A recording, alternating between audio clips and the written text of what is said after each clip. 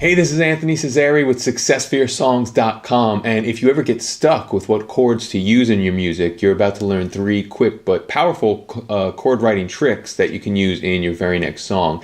And this is going to help you take some of the guesswork out of the chords you choose while making your songs more enjoyable for your listeners.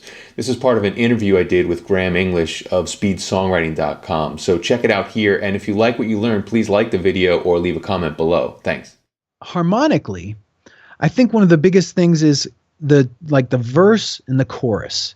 A lot of people have they'll start the verse and they'll start the chorus with the same chord. Mm-hmm. And that's one of those things that it can work, can totally work, but it's one of those things that, it doesn't often work. And you're like, start on different chords. Look at the very first and last chord of each song section and make them different, and usually you can keep the exact same chords. Just by flipping the first and the last chord, you've made a brand new section. Right. And so sometimes, a song sounds like it's 2 choruses instead of a verse and a chorus, or it sounds like it's 2 verses as opposed to a verse and a chorus. You're like, that's one of the other things I hear.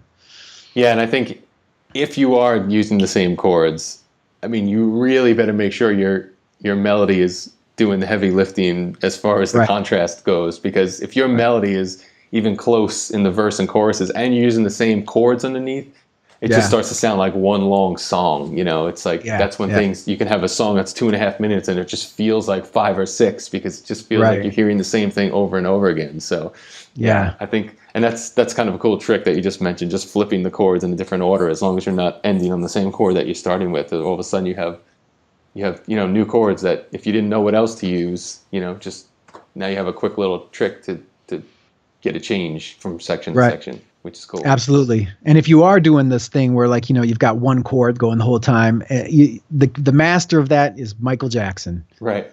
Oh my gosh. And he can even keep the riffs of the verse and the melody, or the chorus and the melody. Verse and chorus similar, but the way he changes them, you'll be like, oh, I know we're at the chorus now. Like, how does he do it? He's worth studying when it comes to that. Yeah. Do you think there's anybody else that worth, who else do you like to point people to as far as studying from a songwriting perspective? Prince.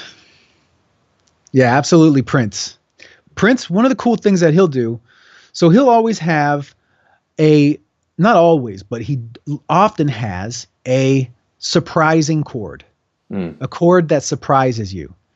And, that's the one thing that it causes your ear to perk up. You're just like, ooh, that one chord surprises me. You can, so there's that. Yeah. When it comes to melody, and harmony, I think of tension and release, right? If you're in the key of C, anytime you hit a C chord, you've released all tension. Right. Anytime you've moved away from that C chord, you've created tension. So where do other songwriters release their tension? And then same with the melody. They're either hitting a chord tone or they're not hitting a chord tone. Whenever they're hitting a chord tone, they've released tension.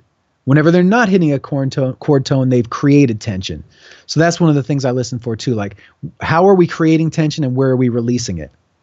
Yeah. And you'll learn some really cool stuff, cool tricks. And it's also a good ear training trick too, just to listen and be like, even classical music, listening to classical music, whenever they hit the tonic, you just try and identify when they hit the tonic, and you'll start to realize, oh, I'm understanding how they're creating all this tension and building it, and then they come back and they release it here, and then they build it and they build it more, and oh my gosh, now they've modulated, and now we're into a new different thing, and how they cross bar lines and stuff in order to modulate or to create tension and release tension. Right. Fantastic stuff that you can learn from that. Where should people go to learn more about what you're teaching and that kind of stuff? Yes, speedsongwriting.com. That's the site that I teach my training method. And I've got a club there, and I've got a video course there, and I've got a free cheat sheet that you can check out my whole process for writing a song, with techniques, a little technique for every step of the songwriting process, that I still use today. I still use that cheat sheet. Cool. Yeah, and I'll put a link for that below so that Awesome. People can access that easily. All right, I hope you found that chord writing and even the melody writing information we touched on useful. If you're looking for more information on how to easily write chord progressions and singable melodies, I have a free cheat sheet that has chord charts and tips that will make writing these melodies and chords a lot easier for you. So you can download that by tapping here on the screen. And if you haven't yet subscribed to our YouTube channel to stay updated on our latest songwriting videos, you can tap our logo on the screen for that. I'll also have links for that stuff below this video. So thanks for checking us out. I'll talk to you in the next one. Take care.